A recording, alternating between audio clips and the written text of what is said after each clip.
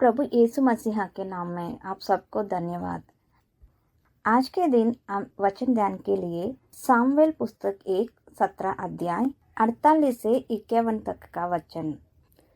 जब पलिश्ती उठकर दाऊद का सामना करने के लिए निकट आया, तब दाऊद सेना की ओर पलिश्ती का सामना करने के लिए फुर्ती से दौड़ा। फिर दाऊद ने अपने तैली में हाथ डालकर उसमें से एक पत्थर निकाला और उसे गोपन में रखकर पलिश्ती के माथे पर ऐसा मारा कि पत्थर उसके माथे के भीतर घुस गया और वह मुंह के बाल पर गिर पड़ा। दाऊद ने पलिश्ती पर गोपन और एक ही पत्थर के द्वारा प्रबल होकर उसे मार डाला, परंतु दाऊद के हाथ में तलवार न थी। तब दाऊद दौड़कर पलिश्ती के ऊपर खड़ा हुआ और उसकी तलवार पकड़कर मियन से खींची और उसको घात किया और उसका सिर उसी तलवार से काट डाला। यह देखकर कि हमारा वीर मर गया, पलिश्ती भाग गए। हम सभी इस बात को अच्छी तरह से जानते हैं। आज के दिन हम ये सीखते हैं कि हमारा सामने भी गोलियत के जैसे कई समस्या हैं। आइए देखें कि जिस तरह दाऊद ने गोलियत पर जीत हासिल की, उसी तरह हम अपनी समस्याओं पर कैसे जीत पा सकते हैं। गोलियत का मतलब है कि हमारी समस्या जिन पर हम जीत नहीं पा रहा है। हमारा समस्या भी गोलियत की जैसे बड़ी और लंबी है। उसके तीव्रता से हमें बहुत ही परेशान करते रहते हैं। यदि आप इसी अध्याय की 4 से 7 तक के वाक्यों को देखें तो आप देख सकते हैं इस गोलियत जितना लंबी है, जितना बड़ी है, उसका हथियारी और वस्त्र कैसा था करके देख सकते हैं। इस गोलियत ने 40 दिन सुबह और शाम साउल और इस्राएलियों को डराता था। इसी अध्याय की 11वें वाक्य पर नजर डाले तो उस पलिश्ती की इन बातों को सुनकर साउल और समस्त इस्राएलियों का मन कच्चा हो गया और वो अत्यंत डर गए। ये लोग कमजोर नहीं हैं, जिन्होंने इससे पहले भी कई युद्ध जीते हैं। अभी भी वे संपूर्ण फिलिस्त सेना के विरुद्ध जाकर युद्ध किए तो उसे जीत सकते हैं, परंतु फिलिस्तियों ने ये जानकर गोलियत को आगे रखकर साउल और इस्राएलियों को डरा के आगे बढ़ने से रोक दिया। इसी तरह हमारे जीवन में भी शैतान ऋण, काम, फाइनेंशियल स्ट्रगल, शादी, बच्चे, बिजनेस, मिनिस्ट्री जैसे चीजों को हमारे सामने रख के हमें आगे बढ़ने से रोक रहा है। हमने भी अतीत में कई चीजों के लिए प्रार्थना की है और सफलता मिली है। हालांकि कुछ चीजों में हम जितना भी प्रार्थना किए तो भी कई वर्षों से, महीनों से, दिनों से जीत हासिल नहीं पा रहा है। समस्या और उसका तीव्रता को देखकर डर कर हमें आगे बढ़ नहीं पा रहा है। देखिए, अगर हमारे अंदर डर आ जाता है तो हमें ठीक से खाना नहीं खा सकते, नींद नहीं आती, शांति नहीं मिलती है, हम कोई काम ठीक से नहीं कर पाते, हमारे विचार भी कभी कभी बदल जाते हैं। तो जिस प्रकार दाऊद ने गोलियत पर विजय प्राप्त की, उसी प्रकार हम अपनी समस्याओं पर कैसे विजय पा सकते हैं। जब दाऊद ने गोलियत को हराया था, वह किस प्रकार का व्यक्ति था, ये दाऊद कौन था, आइए देखेंगे। दाऊद एक ऐसा व्यक्ति था जिसे सभी ने तिरस्कृत कर दिया था। उसके माता पिता, भाई सभी ने उसे तिरस्कृत कर दिया था। 17 वर्ष तक अपने पिता की भेड़ों को जंगल में चराता था। वह जंगल में अकेले ही अपना जीवन व्यतीत करते थे। दाऊद इस्राएल का राजा बनेगा, गोलियत के साथ युद्ध करेगा और कई लड़ाइयाँ लड़ेगा करके परमेश्वर को पहले से पता था, लेकिन परमेश्वर ने उसे युद्ध और शिक्षा सिखाने के लिए किसी और के पास नहीं भेजा। परमेश्वर ने खुद ही उसे युद्ध और शिक्षा सिखाई। एक उत्तम बजवाइयों को ढूंढकर लाने के लिए साउल ने अपने कर्मचारियों से कहे तो उनका एक जवान दाऊद के बारे में क्या बता रहा है, आइए देखेंगे। सामुएल पुस्तक 16 अध्याय 18 वचन। तब एक जवान ने उत्तर दे के कहा, सुन, मैंने बेतलहम की यिशै के एक पुत्र को देखा जो वीणा बजाना जानता है और वह वीर योद्धा है। वह बात करने में बुद्धिमान और रूपवान भी है और यहोवा उसके साथ रहता है। देखिए, इस्राएलियों की 12 गोत्रियों में से दाऊद अच्छे तरह से बजाते थे करके देखते हैं। उतना ही नहीं, वह वीर योद्धा थे और बात करने में बुद्धिमान भी थे। यहोवा उसके साथ रहता था करके देखते हैं। जंगल में रहने हुए दाऊद को इतना सा शिक्षा और वीर किसने सिखाया?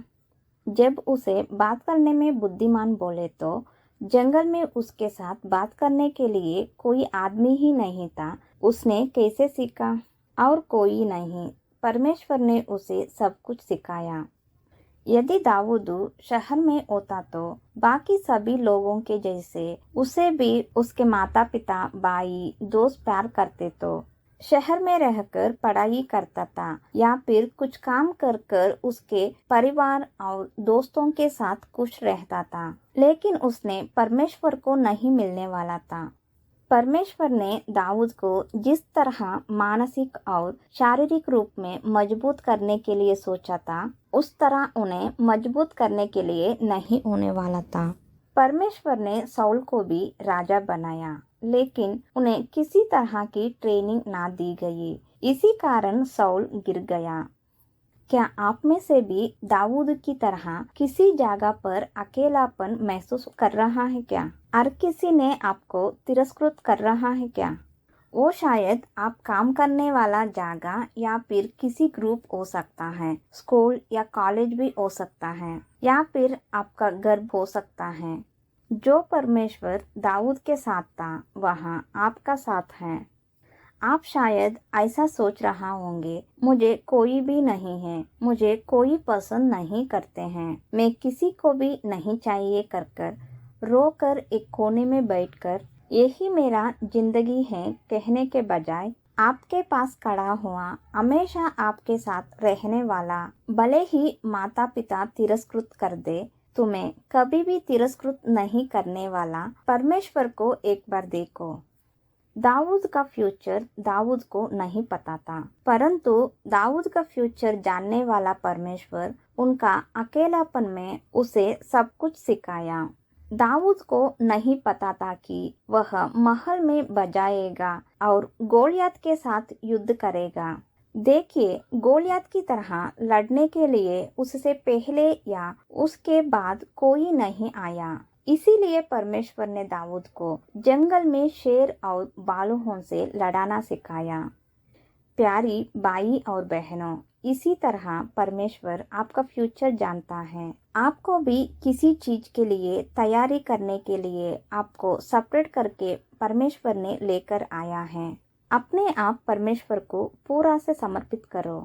काश आपको समस्या और अकेलापन है जो किसी और को नहीं है। आपको परमेश्वर ने ताकत देता है कि किसी और में नहीं होता।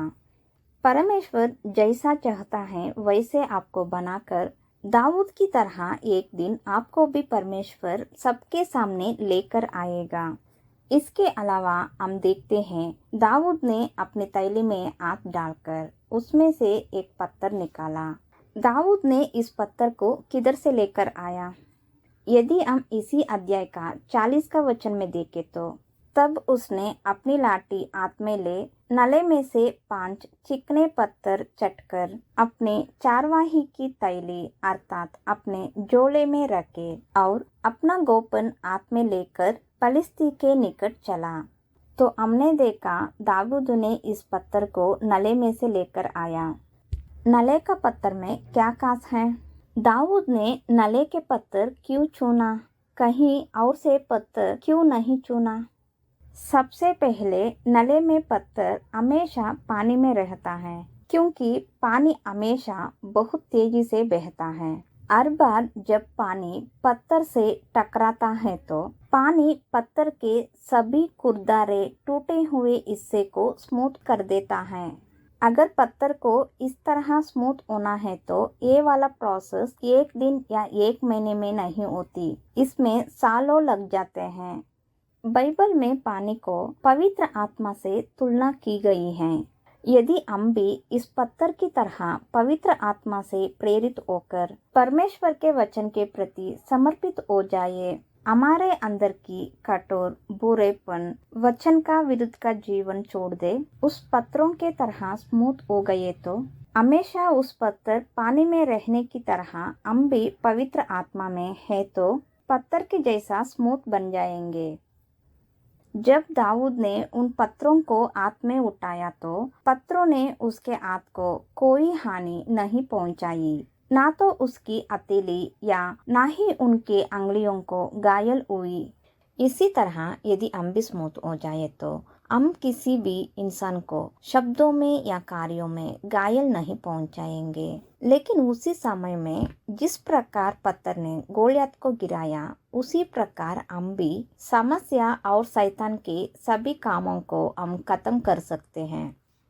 और हम देखते हैं कि दाऊद ने पत्थर निकाला, गोलियत के माथे पर मारा। पत्थर की तरह पवित्र आत्मा में स्मूथ हुए गए आप परमेश्वर के नाम और परमेश्वर के वचनों को गोपन की तरह मारे तो, यानी आपकी जीभ की गर्मी से ओठों से बोले तो समस्या गोलियत की तरह गिर जाएगा। लेकिन उसके लिए आपका जीभ और ओठों उस गोपन के तरह मजबूत होना चाहिए। यदि हम नीति वचन के 18वें अध्याय 21वें वचन को देखें तो जीभ के वश में मृत्यु और जीवन दोनों होते हैं। आपके मुंह से निकले हुए शब्दों में शक्ति होती है। वो कब होता है? अपने आप को ठीक करके आपके ओठों में से गंदे बातें निकाल दे, तब आपके मुंह से निकलने वाला परमेश्वर का वचन और परमेश्वर का नाम को शक्ति होता है। इधर हम दूसरा एक चीज को देखें तो उसी अध्याय की 45 का वचन में यहोवा के नाम से तेरा पास आता हूँ। उसी अध्याय की 45 का वचन में संग्राम तो यहोवा का है करके दाऊद बोल रहा है। दाऊद ने युद्ध लड़ा, परंतु परमेश्वर ने उसमें विजय दिलाई। हम भी अपनी लड़ाई खुद लड़नी होगी, उसमें परमेश्वर ने हमें जीत दिलाएगा। अगर इंटरव्यू को जाना है तो, एग्जाम लिखना है तो वो खुद हमें ही करना पड़ता है, उसमें परमेश्वर ने हमें जीत दिलाएगा। कैसे करके देखे तो दाऊद गोलियत की ओर भाग रहा है, गोलियत दाऊद की ओर भाग रहा है। उसी समय जब वे दोनों भाग रहे हैं, सीधे खड़े हुए आदमी को कोई भी बिना एक भी चुके लक्ष्य पर प्रहार कर सकते हैं। लेकिन जब वो दोनों भाग रहे हैं, तब पत्थर सीधे माथे पर गिरना है और किधर भी मारे तो गोलियत नहीं गिरेगा, क्योंकि उसका सिर में उधर का टोप था और माथे में सिर्फ छोटा सा गैप था। उस समय में माथे पर मारना है तो परमेश्वर से ही होता है। जितना भी ट्रेनिंग वाला व्यक्ति है या जितना भी एक्सपर्ट क्यों ना हो, स्पीड से दौड़ते समय निशान पर प्रहार नहीं कर सकता है। युद्ध का परिणाम परमेश्वर के हाथ में है। इस प्रकार हम जो काम करना है वो करने के वक्त उसमें परमेश्वर ने हमें विजय देगा। हम देखते हैं कि जैसे ही गोलियत गिरा, दाऊद उस पर खड़ा हो गया और उसके तलवार से उसका सिर काट दिया। इब्रानियों अध्याय 4:12 में देखे तो तलवार को परमेश्वर का वचन से तुलना की गई है। परमेश्वर के वचन के द्वारा समस्याओं को काट दिए तो उन समस्या फिर कभी भी सिर नहीं उठाती हैं। दाऊद युद्ध के वस्त्र पहनकर या तलवार के द्वारा नहीं लड़ा, उसने अपने आप परमेश्वर को समर्पित करके परमेश्वर की सहायता से गोलियत को हरा दिया।